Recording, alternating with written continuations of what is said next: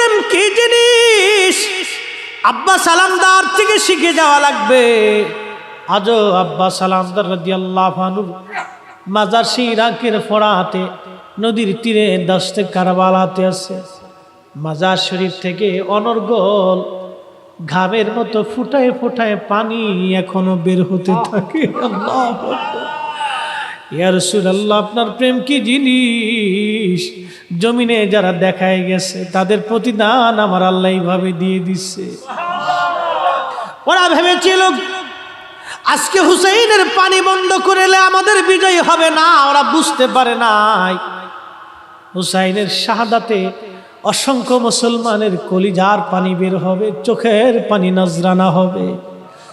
আর এই চোখের পানির কারণে কারণে আল্লাহ কোটি কোটি কোটি কোটি গুনাহগার বান্দার কোটি কোটি অগণিত গুনাহগুলি মাফ করে দি ওই চোখের পানি দিয়ে জাহান্নাম নিভাইয়া নবীর উম্মতকে আল্লাহ জান্নাতি বানায় দেবে।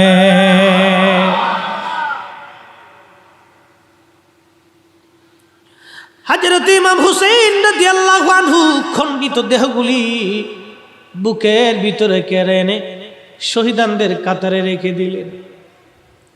আগেই বলেছি কারবালার মাঠের বাস্তব ওয়াজ বড় কঠিন, দিলটাকে নরম করে দিয়ে শোনা লাগবে। হযরত ইমাম হুসাইন রাদিয়াল্লাহু আনহু এবার তাঁবুর ভিতরে আসলেন। নানার দেওয়া পবিত্র সবুজ জুব্বা পাগড়ি মোবারক মাথায় বাঁধলেন।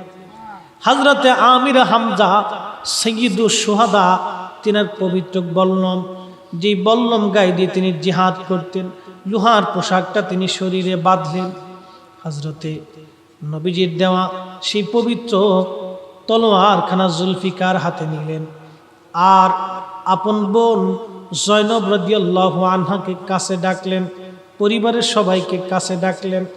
ইমাম হুসাইন রাদিয়াল্লাহু আনহু হযরতে জয়নুল আবিদিন রাদিয়াল্লাহু আনহুর কাছে গেলেন। বসতে পারতেছিলেন না।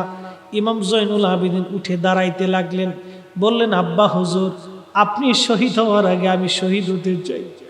আমার ভাইরা ঘুমায় রয়েছে। বড় কঠিন সময় ছিল একজন বাবার জন্য। বুকের মধ্যে জড়িয়ে ধরে সন্তানকে চির বিদায় নেওয়ার সময় জীবনে দুনিয়ায় সে সাদর করে যেতে লাগবে। মুখে চুমা খায়, কপালে চুমা খায়, ডাক দে বলে, না জয়নুল আবিদিন, নানার উম্মতের জন্য তোমাকে আমি রেখে যাচ্ছি, তোমাকে রেখে যাচ্ছি রে জয়নুল, চিন্তা করবে না, আল্লাহর আমানতে আমি রেখে যাচ্ছি। জয়নুল আবিদিন বলেন, আব্বা জান, আমাকে আদর করে চুমা খেয়ে বুকে জড়িয়ে ধরে আমার কাছ থেকে বিদায় নিয়ে আমার ফুফি আম্মা হযরত জয়নব রাদিয়াল্লাহু আনহার কাছে গেলেন, বিবিদের কাছ থেকে বিদায় নিলেন। জয়নবের কাছে দাঁড়িয়ে বললেন, বোন, কয়েকটা ওসিয়ত আমি তোমাকে করে যাব। বলেন ভাইজান। জয়নব রে, আমার সন্তানরা শহীদ হয়ে গেছে, আমার আপনজনরা শহীদ হয়ে গেছে, আমার বড় ভাইকে ওরা শহীদ করেছে, আমার আব্বাজানকেও খারিজিরা শহীদ করে দিয়েছে। আমিও জানি শাহাদাতের সময় আমার ঘনায় গেছে, আমি জানি শাহাদাতের সময় ঘনায় গেছে রে জয়নব। আমি আজকে শহীদ হয়ে যাব। শহীদ হয়ে যাওয়ার পরে ওরা আমার লাশটাকে খণ্ড বিখণ্ড করবে, আমার লাশের উপর দিয়ে বিরাট বড় জুলুম অত্যাচার ওরা করবে। আমার সাকিনারে আমার লাশের পাশে যাইতে দিবি না, মাতম করবি না, চুল ছিঁড়বি না, বুক চাপড়াবি না। আর এইগুলি আমার নানার নিষেধ। জয়নব রে, চুল ছিঁড়বি না আমাদের শাহাদাতের পরে, মাতম করবি না, ওই কাপড় ছিঁড়বি না, শরীর চাপড়াবি না, শরীরে আঘাত করবি না। আমার নানার নিষেধ। যেই কাজগুলি শিয়ারা করে থাকে, বাপ খুব মনোযোগ দিয়ে শোনেন, এইগুলি সুন্নিদের কাজ না, এইগুলি পেয়ারা নবীর আদর্শের বাহিরে ছিল। হযরত জয়নবকে ওসিয়ত করলেন, জয়নব রে সাবধান, এইগুলি করতে যাবি না। তবে শোন, আমার শাহাদাতের পরে আমার জয়নুল আবেদিনকে সন্তানের মতো আদর করবি, মনে কষ্ট দিবি না। নানার উম্মতের জন্য আমি ওকে রেখে যাচ্ছি। জাইনাব আরেকটা ওসিয়ত তোমাকে করে যাই, জীবনের শেষ ওসিয়ত।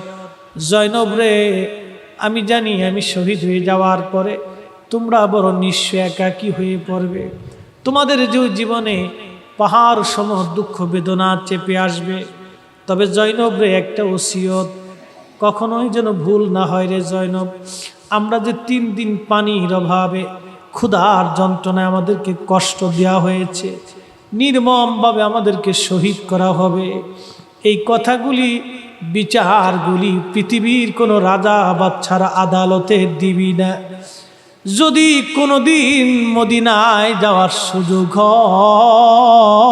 হয়, আমার নানা রাহমাতুল্লিল আলামিনের রওজা মোবারকের পাশে যাইয়া বৈশা বৈশা নানার কাছে সব বলবি। পৃথিবীর কোন রাজা বাচ্চার কাছে বিচার দিবি না, আমার নানার কাছে বলবি রে জাইনাব। ওসিয়ত করে গেলাম জাইনাব, ওসিয়ত করে গেলাম। রহমতের নবীর কাছে বলবি, যদি মদিনায় কোনোদিন যাওয়ার সুযোগ হয়।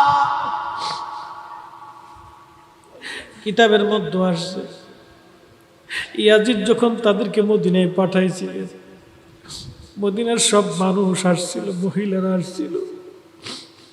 ঘরে না যে ইমাম জয়নুল আবেদিন রহমতের নবী রওজার পাশে দাঁড়ায় দাঁড়ায় কাঁদতেছিল। ইমাম জয়নুল আবেদিনের কান্না, কারবালার কঠিন কষ্টের কথাগুলি যখন দাঁড়ায় দাঁড়ায় তিনি বলতেছিলেন রওজার পাশে, মদিনার মানুষ এমন কেউ ছিল না রে সেদিন, তারা চিৎকার মেরে মেরে না কেঁদেছিল। হযরতে ইমাম হুসাইন রাদিয়াল্লাহু আনহু সবার কাছ থেকে বিদায় নিয়ে রওনা হয়ে গেলেন। রাস্তায় কারবালায় কঠিন কঠিন যুদ্ধ হয়। প্রচণ্ড যুদ্ধে একে একে করে দুশমনেরা মারা পড়তেছিল। হযরত ইমাম হুসাইন রাদিয়াল্লাহু আনহু যখন ঘোড়ার উপর থেকে পড়ে গেলেন, কিতাবের মধ্যে আসছে 133টি তীরের আঘাত পুরা শরীরটাকে ঝাঁঝরা করে দিয়েছিল। 33টি তলোয়ারের আঘাত শরীরের মধ্যে ছিল। 21টা বর্ষার আঘাত পুরা শরীরটাকে ঝাঁঝরা করে দিয়েছিল। এত আঘাত জীবনে সহ্য করেছেন, বাতিলের কাছে মাথা নত করে দেন নাই। শুনলি শুনলি, জীবন দিবা কিন্তু বাতিলের কাছে মাথা নত করা যাবে না। ঠিক কিনা বলে? হাত উঁচু করে বলেন ঠিক কিনা? প্রিয় নবীর উম্মতের হযরতে ইমাম হুসাইন রাদিয়াল্লাহু আনহু ঘোড়ার উপর থেকে পড়ে গেলেন। সীমার বুকের মধ্যে চেপে বসে, গলার মধ্যে তলোয়ার চেপে ধরে। ইমাম হুসাইনের বুঝতে বাকি নাই, ডাক দিয়ে বলেন, সীমার রে, আমি চিনছি তুমি সেই কালো ডোরা কাটা কুকুর। 50 বছর আগে আমার নানা বলেছিলেন, হুসাইন স্বপ্ন দেখেছি তোমার রক্তের মধ্যে একটা কালো ডোরা কাটা কুকুর মুখ লাগাইছে। সীমার রে, বুঝতে বাকি নাই তুই সেই কালো ডোরা কাটা কুকুর। সীমার শ্বেতি রোগী ছিল, চেহারা ছিল কালো, বিভিন্ন জায়গায় শ্বেত সাদা ছিল। রে সীমার, তুই সেই কালো ডোরা কাটা কুকুর। আমার আর বুঝার বাকি নাই, আমার শাহাদাতের সময় ঘনায় গেছে রে। সুযোগ দিবি, নামাজ আমি আদায় করে নিব। ইমাম হুসাইন শাহাদাতের আগেও নামাজের চিন্তা করেছিলেন তিনি, নামাজের চিন্তা করেছিলেন তিনি। শাহাদাতের আগেও তিনি নামাজের চিন্তা করেছিলেন। উম্মতের হলো কি, উম্মত নামাজ পড়তে চায় না। আল্লাহর নবী বলছেন, উম্মত কিয়ামতের আলামত হলো মানুষ কিয়ামতের পূর্বক্ষণে নামাজকে হত্যা করবে, নামাজকে হত্যা করবে, নামাজ হত্যা করে ফেলবে। দাউল আমানা, আমানত নষ্ট করে দিবে।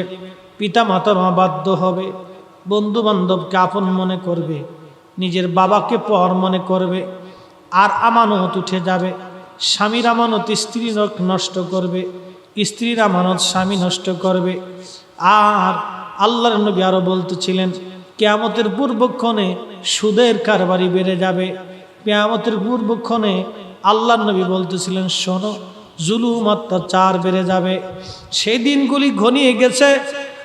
নবীর উম্মতেরা শুনুন, আওলাদের রাসূল শাহাদাতের পূর্ব সময়ে নামাজ ভুলে যান নাই। আমরা সুন্নিরা মুসলমানদের ওয়াদা থাকবে, আল্লাহ জীবনের শেষ সময় পর্যন্ত আমরাও নামাজ ছাড়ব না। আল্লাহ কবুল করে দিন। সবাই দোয়া করে বলেন আমিন। ওনাকে শহীদ করে দেয়া হলো। হযরতে ইমাম হুসেন রাদিয়াল্লাহু আনহুর দেহ মোবারক থেকে শরীর মোবারক আলাদা করা হলো। মাথা বর্ষার আগায় বিদাইয়া ইমাম হুসেন রাদিয়াল্লাহু আনহুর মস্তক মোবারক বর্ষার আগায় বিদায় ওরা আনন্দ করতে লাগলো। শরীর মোবারক ধুলাবালির মধ্যে ফেলে দিল। আর আওলাদের রাসূল ইমাম হুসেন রাদিয়াল্লাহু আনহুর মাথা মোবারক বর্ষার আগায় বিদাইয়া ওরা আনন্দ মিছিল করতে লাগলো। সারা কারবালা ভুলে আনন্দ করতেছিল। অনেক লম্বা ওয়াজ মুক্তাসার করে দিলাম আমি, খুবই মনোযোগ দেন। হযরত ইমাম হুসেন রাদিয়াল্লাহু আনহুর মাথা বর্ষায় বিদাইয়া ওরা আনন্দ করতে লাগলো। ইমাম হুসেন রাদিয়াল্লাহু আনহুর দেহ মোবারকের ভিতর থেকে জুব্বা খুলে ফেলে দিল, বল্লম খুলে ফেলে দিব, বিবস্ত্র করে তুলার মধ্যে শোয়াইয়া একটা না দুইটা না 70টা ঘোড়াকে ওরা সিরিয়াল করে। 70 জন সওয়ারি ঘোড়ার পিঠে চড়ে ইমাম হুসেন রাদিয়াল্লাহু আনহু দেহ মোবারকের উপর দিয়ে দাবড়াইতেছিল। যে দেহগুলির মধ্যে, যে দেহ মোবারকগুলো আমার নবীজির কাঁধে চড়েছে, পিঠে চড়েছে, যে দেহ মোবারকগুলি কোলের মধ্যে নিয়ে নবী ঘুমাইছে, নামাজের মধ্যে যাদেরকে সালাম দিতে হয়, দুরুদে যাদেরকে দুরুদ পাঠাইতে হয়, সালামে যাদের নাম নিতে হয়, খুতবাতে যাদের প্রশংসা করতে হয়, যাদেরকে ভালোবাসলে নবীর ভালোবাসা হয়, যাদের পক্ষ নিলে ইমানের অংশ হয়, তাদেরকে ধুলার মধ্যে ফলাইয়া ঘোড়াগুলি দাবড়াইতেছিল ঘোড়ার পায়ের আঘাতে আঘাতে। আওলাদের রাসূলের গোশত চামড়াগুলি খসে খসে খসে খসে পড়তেছিল, দলিত মলিত হচ্ছিল। দৃশ্যখানা দেখে হযরত জয়নব রাদিয়াল্লাহু আনহা সহ্য করতে পারেন নাই। তিনি ভাইয়ের লাশের পাশে দাঁড়াইয়া মদিনার দিকে তাকায় তিনি কাঁদতেছিলেন। নবীকে ডেকে বলতেছিলেন, ইয়া মুহাম্মাদ সাল্লাল্লাহু আলাইহি, ইয়া মুহাম্মাদ সাল্লাল্লাহু আলাইহি।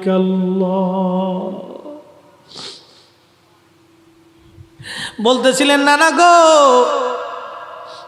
আপনার উম্মতেরা আপনার হুসাইনের দেহ মুবারক কারবালার ধুলা বালিতে দলিত মলিত করতেছে। আপনার হুসাইন, যারা কাঁদলে তুমি নানা কেঁদেছ, যারা হাসলে তুমি নানা হেসেছ। আজকে তাদের শরীর কারবালার ধুলাবালি প্রবালি বাতাসে ছড়িয়ে দিচ্ছে।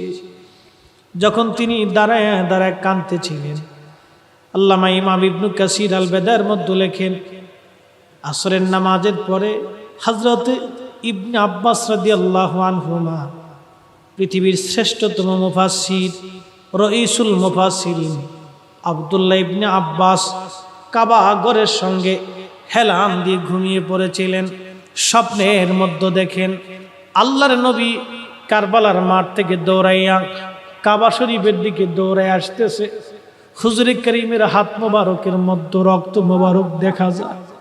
আল্লাহর নবীর চুল দাড়ি মোবারকের মধ্যে ধুলাবালি লাগানো, জুব্বা মোবারকের মধ্যে ধুলাবালি লাগানো। নবী কাঁদেন আর দৌড়ায় দৌড়ায় আসতেছে। ইবনে আব্বাস বলতেছিলেন, ইয়া নবী আল্লাহ, জীবনে কোনোদিন আপনাকে এইভাবে কাঁদতে দেখি নাই। আপনার হাতে রক্ত কেন? আপনার গায়ে ধুলাবালি কেন? আপনার জুব্বায় ধুলাবালি কেন? চুল দাড়ি মোবারক এলোমেলো কেন? নবী গো, এইরকম তো কোনোদিন আপনাকে দেখি নাই। স্বপ্নে আমার নবী ডেকে বলে, রে ইবনে আব্বাস, খবর দাও, আমার হুসাইন আর নাই। আমার হুসাইন কারবালায় শহীদ। আমি নবী তার শাহাদাতের সময় তার পাশেই ছিলাম। আল্লাহু আকবার জোরে বলে। আমি তার রক্তগুলো নিয়ে আল্লাহর আদালতে যাইতেছি। আমি তার শাহাদাতের রক্ত নিয়ে আল্লাহর আদালতে যাইতেছি। সারা মক্কায় খবর দাও, আমার হুসাইন আর নাই, আমার হুসাইন আর নাই। যারা বলে নবী নবী মদিনার ভিতরে থাকে, বের হইতে পারে না। যারা বলে নবী উম্মতের খবর রাখতে পারে না। যারা বলে নবী উম্মতের কঠিন বিপদে আসতে পারে না। নবীর এই হাদিস থেকে, ঘটনা থেকে বুঝতে পারি ওরা বাতিল, ওরা মিথ্যাবাদী। কথা বলেন ঠিক না বেঠে? সুন্নিরাই হক ছিল, হক আছে, হক থাকবে। শহদায়ে কারবালায় তার হলো বাস্তব প্রমাণ।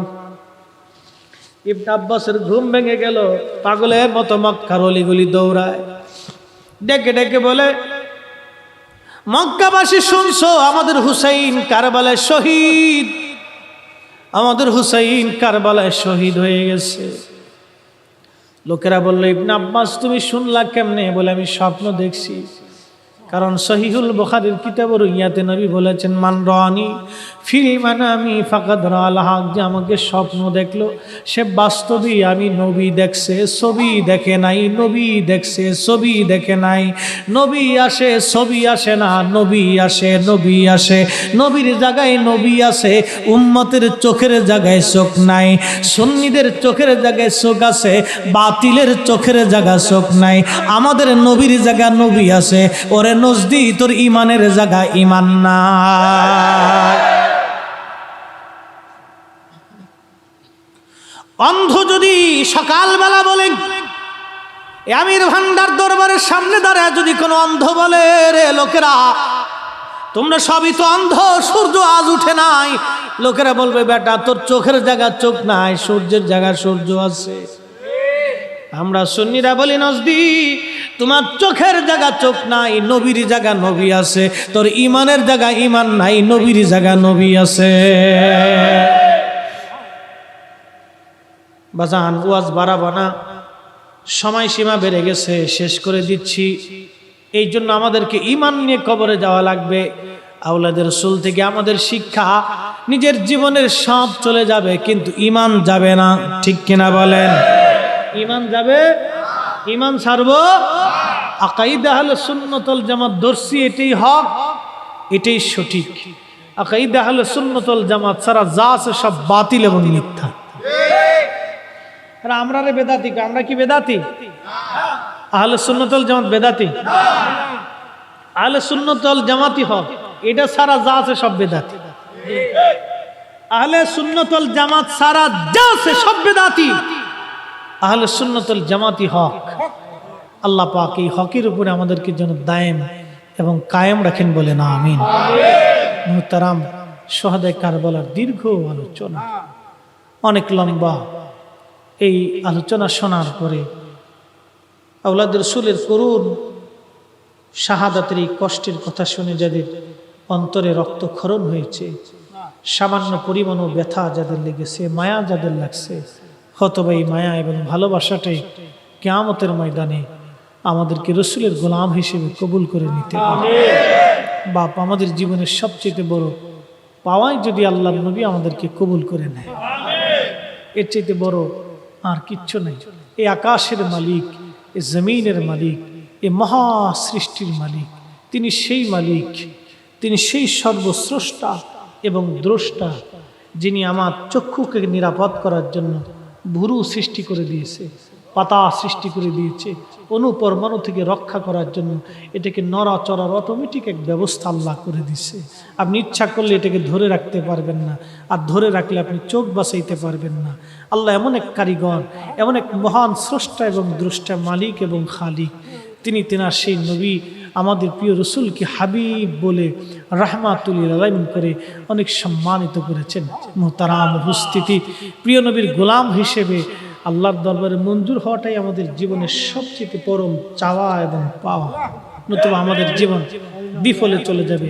সর্বশেষে একটা গজল বলি আপনাদের কাছ থেকে বিদায় নিচ্ছি। বহু রাত প্রত্যেক দিনই ওয়াজ শুনবেন।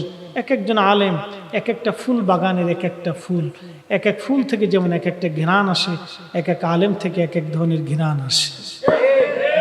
এক আল্লাহর অলি থেকে এক এক ধরনের ফুল। এরা হলো সারা পৃথিবীতে মদিনার ফুল।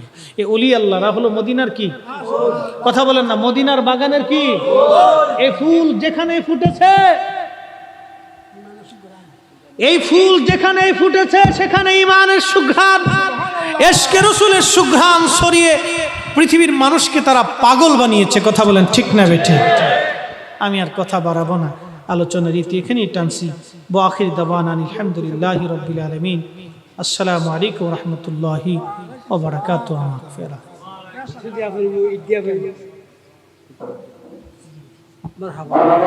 কদম মোবারকে একটু বসার এবং আসার সুযোগ যে রব্বে খোদা আমাদেরকে দান করছেন, সে আল্লাহ শাহানশাহী আলিশান আসমানে আলিশান শাহানশাহী দরবারে আমরা সকলে শুকরিয়া করে বলি আলহামদুলিল্লাহ। শুকর করি সে আল্লাহর, যিনি আমাকে এবং আপনাকে সর্বশ্রেষ্ঠ নবী, নবীদের নবী, ইমামুল মুরসালিন রাহমাতুল লিল আলামিন, সৈয়দুল কাউনাইন ওয়াস সাকালাইন, হাবিবুল্লাহ, কঠিন মেহশরের মাকামে মাহমুদের অধিপতি, হাউজে কাউসারের মালিক, সে আল্লাহর পেয়ারা মেহবুবের উম্মত হিসেবে আল্লাহ আপনাকে আমাকে মঞ্জুর করেছেন। সেই জন্য আল্লাহ শাহানশাহী আলিশান আসমানে আমরা সবাই শুকরিয়া করে বলি আলহামদুলিল্লাহ। মোহতারাম উপস্থিতি, বিষয়টা অত্যন্ত সেন্সিটিভ এবং খুবই গুরুত্বপূর্ণ। শোনার আগে আমাদের দিলটাকে নরম করতে হবে। দুনিয়ার থেকে জুদা করে রসুলে মকবুল সাল্লাল্লাহু আলাইহি ওয়াসাল্লামের মহাব্বতে নিজের দিলটাকে রুজু করে দিতে হবে।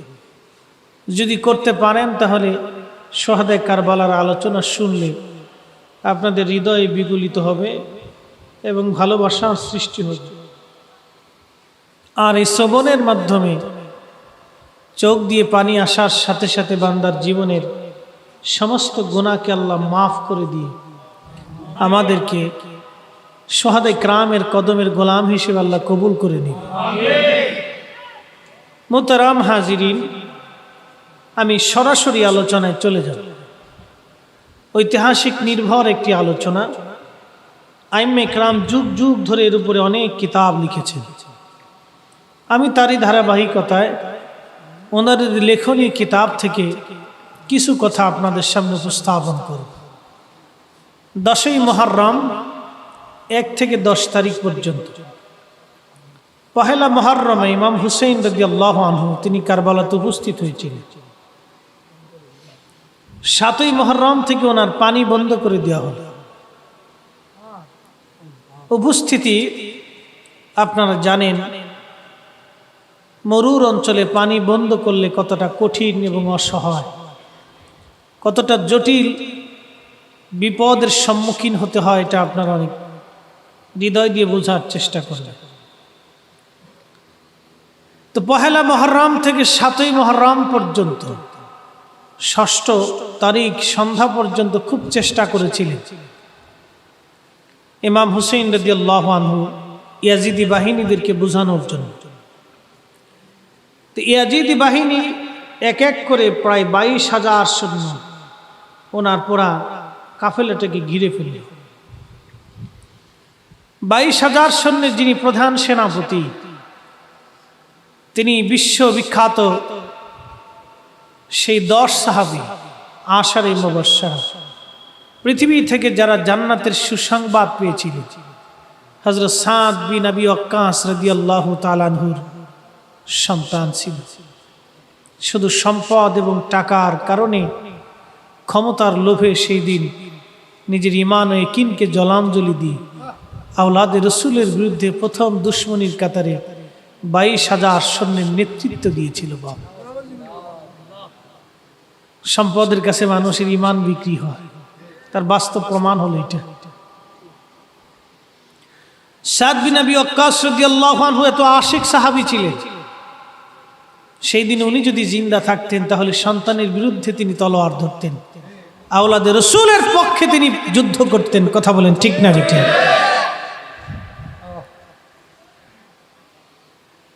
পহেলা মুহররম থেকে 6 তারিখ পর্যন্ত খুব চেষ্টা করলেন, 22,000 সৈন্য ঘিরে ধরলেন। 7ই মুহররম সকালবেলা ঘোষণা আসলো, যদি ইয়াজিদের বায়াত মানো ছেড়ে দেওয়া হবে, যদি বায়াত না মানো পানি বন্ধ হবে। আজকে থেকে ফোরাত নদীর পানি বন্ধ, যদি বায়াত মানো তো পানি পাবে, বায়াত না মানলে পানি পাবে না। আচ্ছা আপনারা বলেন, আওলাদে রসুল যার শরীরে আল্লাহর হাবিবের পবিত্র রক্ত প্রবাহিত, মিথ্যার কাছে তিনি মাথা নত করতে পারে? আমাদের দেশে একদল আছে বুকে হাত বেঁধে নামাজ পড়ে, বাপ আছে না নাই? কেন বললাম? বুঝার জন্য বলতেছি। এরা হলো সেই ডাকাত, যেই ডাকাত ঈমান চুরি করলে ঈমান আর পাওয়া যায় না। দুনিয়ার ডাকাতে যদি আপনার সম্পদ চুরি করে আবার সম্পদ পাবেন, কিন্তু এই ডাকাতের দল যখন একবার ঈমান চুরি করবে আপনি আর কোনোদিন ঈমান খুঁজে পাবেন না, আপনাকে বেঈমান বানায় কবরে পাঠাবে। খুব মনোযোগ দিয়ে এই ডাকাতের দলদের কথা হলো, ইমাম হুসেইন যদি কারবালাতে হকের উপরেই থাকতেন, তারা বলতেছেন ইমাম হুসেইন যদি কারবালাতে হকের উপরেই থাকতেন। কি বুঝলেন? যারা ইমাম হুসেইন রাদিয়াল্লাহু আনহুর হক বেহকের প্রশ্ন তুলে, যারা আওলাদে রাসূল ইমাম হুসেইন রাদিয়াল্লাহু আনহু হক ছিলেন না এই কথা বলে কারবালার ইতিহাস টেনে ইমাম হুসেইনকে যারা দোষারোপ করতে চেষ্টা করে, এরাই হলো বর্তমান জামানার ইয়াজিদ। কথা বলেন ঠিক না বেঠে? দাড়ি থাকলে কি আর পাগড়ি থাকলে কি আর জুব্বা থাকলে কি আর সহি হাদিস থাকলে কি বাপ, কালেমার আজান তার জবানে থাকলে কি, কোরআনের সুন্দর তেলাওয়াত তার জবানে থাকলে কি, হাদিসের সুন্দর তাকরীর আর বয়ান তার জবানে থাকলে কি, খোদা কি কসম করে বলি আওলাদে রাসূলের বিরুদ্ধে ইয়াজিদের পক্ষ নিয়ে যারা কথা বলবে ওরাই আসল বর্তমান জামানার দ্বীনের মুনাফিক, ইহুদিদের দালাল। কোনো সন্দেহ? কিন্তু এগুলি দিন দিন বৃদ্ধি পাচ্ছে। দক্ষিণ অঞ্চলে সোহাদা কারবালা মাহফিল কি অনেকে বুঝি না, আমাদের অঞ্চলে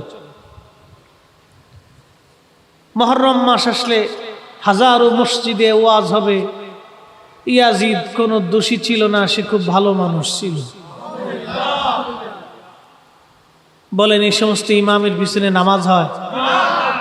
এদের পিছনে নামাজ পড়া আর শয়তানের পিছনে নামাজ পড়া তফাৎ নাই, কোনো তফাৎ নেই।